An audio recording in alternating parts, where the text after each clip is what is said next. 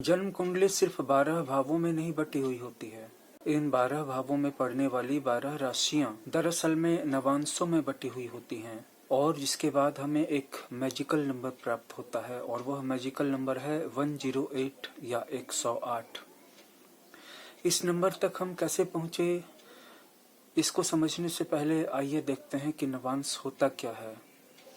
दरअसल में देखा ये गया है कि दो व्यक्ति सेम, जैसे कि मान लीजिए चौथे भाव में चंद्रमा दोनों का था या सातवें भाव में मंगल दोनों का था या नवम भाव में बृहस्पति दोनों का था, फिर भी दोनों को एक जैसा फल नहीं मिला। लाइफ ने दोनों के साथ अलग अलग ट्रीटमेंट किया, दोनों को अलग अलग चीजें दिखलाई। तो हमारे प्राचीन ज्योतिर्विद इसके और गहरे में गए और जानने की कोशिश की तो पता चला कि एक एक राशि जो एक भाव को ऑक्यूपाइड करती है तो वो दरअसल में अपने अंदर में 9 अन्य नवांशों में बटी हुई है, जिसके कारण इसे नवांश कहते हैं, नवजोड़ अंश। और वो राशि भी जो 9 भागों में बटी हुई है दरअसल में अपने अंदर में 9 अलग अलग राशियों की क्वालिटी या गुणधर्म रखती है, होल्ड करती है। तो इस तरह से मेष राशि के अंदर में वृष राशि का नवांश पाया जा सकता है या मिथुन राशि या कर्क राशि का नवांश पाया जा सकता है। और इस तरह से मेष राशि के अंदर कोई प्लैनेट होते हुए भी वह मेष राशि का अपना फल तो देगा ही, लेकिन वह जिस नवांश राशि में बैठा हुआ है उस नवांश राशि का स्पेशल फल भी देगा। तो एक भाव राशि में 9 नवांश होने के कारण जब हम 12 को 9 से गुना करते हैं तो हमें गुणनफल प्राप्त होता है 108। ये यहाँ पर एक लग्न कुंडली का चार्ट बना हुआ है और इसमें एक भाव में 9 खंड कर दीजिए तो आपको एक एक नवांश निकल जाएगा, जिससे कि नवांश कुंडली का निर्माण होता है। नवांश कुंडली में ऐसा कुछ नहीं है कि उसमें 108 भाव अलग अलग खींचते हैं, उसमें भी बस यही 12 भाव वाले चार्ट रहते हैं और उसमें जो प्लैनेट्स जिस नवांश में पड़े रहते हैं बस उनको उसी में रख देते हैं। इस तरह से एक राशि और एक भाव को जब हम 9 भागों में बांट देते हैं तो उससे उसके 9 टुकड़े हो जाते हैं। उस साइन के, उस जोडाइक साइन के कॉन्स्टेलेशन में हमारी ये 12 राशियां हैं जो 12 भावों को ऑक्यूपाई कर रही हैं।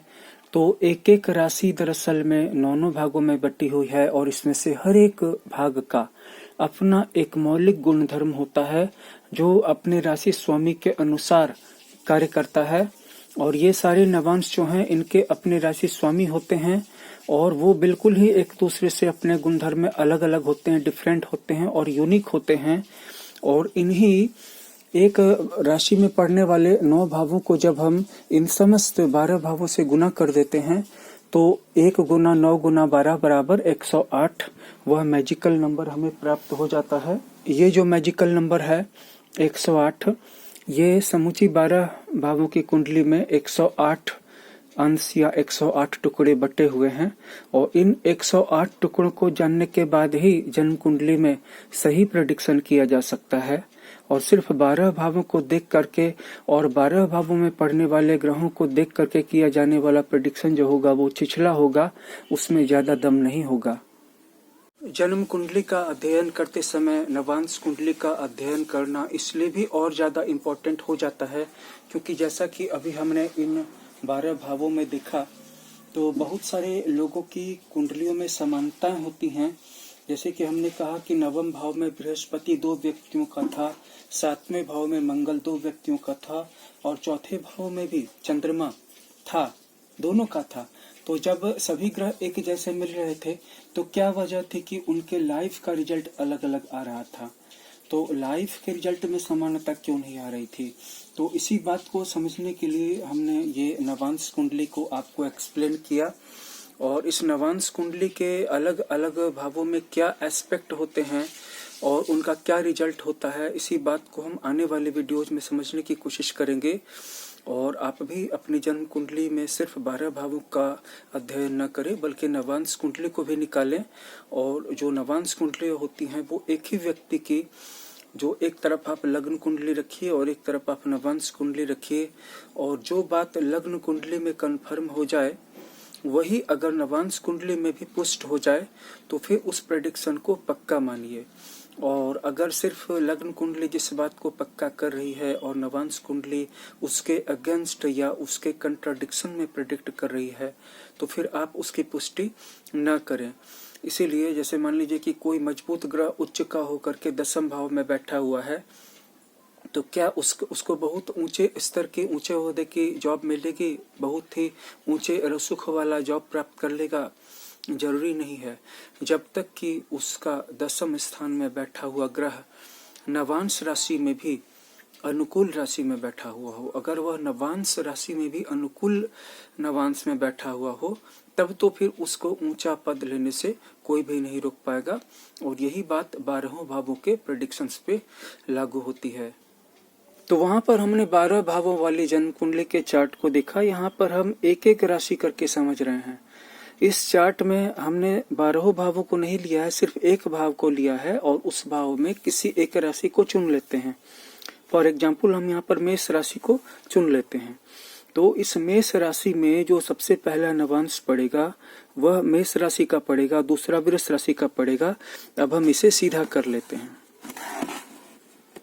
चूंकि जब भी सूर्योदय होता है तो वह उधर से होता है और पृथ्वी जो होती है वो इस डायरेक्शन में घूमती है और सूर्य जो है वह अपनी जगह पे स्थिर रहता है।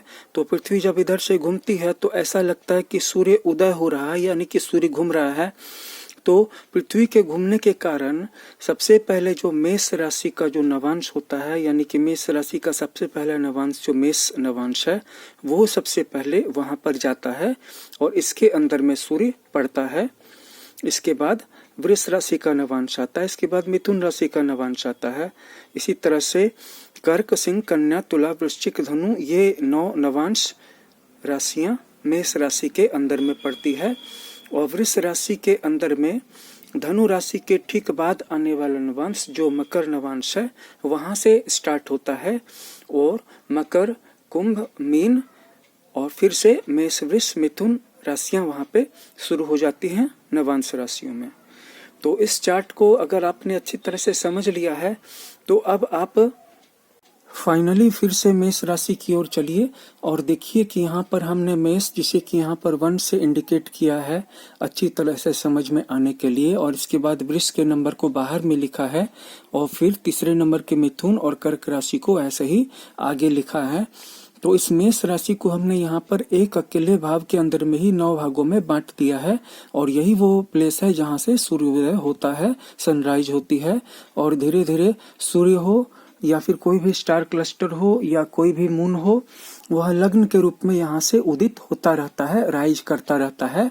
और जैसे जैसे वह जिस नवांश उपराशि में आता है उसी राशि के गुण धर्म को अपना लेता है, उसी के जैसा बन जाता है और उसके जैसा ही फल देने लगता है।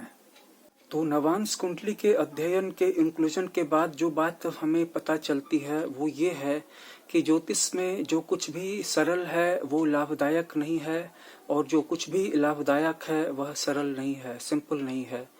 पहले से ही हम 12 भावों में 12 राश्यांतर के अलग अलग प्रभावों का अध्ययन कर रहे थे और अब इसमें फिर से नवांश कुंडली का भी इंक्लूजन हो गया है।